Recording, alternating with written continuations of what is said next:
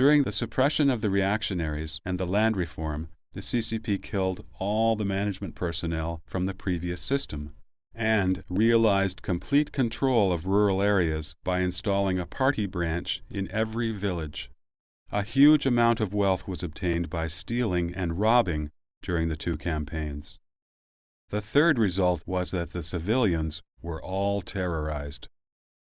The suppression of reactionaries and the land reform mainly targeted the countryside, while the subsequent 3 anti and 5 anti could be regarded as the corresponding genocide in the cities.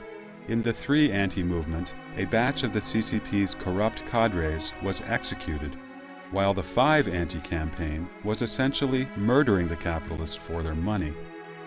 The capitalists were required to pay taxes that the CCP accused them of having evaded in the late 19th and early 20th centuries. They could not possibly afford to pay these so-called taxes. They had no other choice but jumped from tall buildings, leaving a corpse so that the CCP could see proof of their death.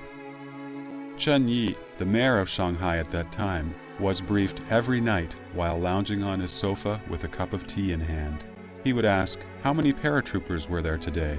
Meaning, how many businessmen jumped out of high buildings to commit suicide today?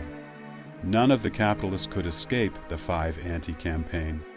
It was said that at that time, people didn't dare to walk next to tall buildings in Shanghai in fear of being crushed by people jumping from above. So this is just a very short clip of that documentary movie. What's depicted there is absolutely true. It's recording the internal documents of the Chinese Communist Party and a lot of the documentary that reflecting that piece of history. And it's brutal. A lot of those capitalists didn't survive. Okay, they didn't survive this because they can't endure this public shame one after another. A lot of them choose to commit suicide. And a lot of them, before they committed suicide, they actually admitted to the crime they didn't commit.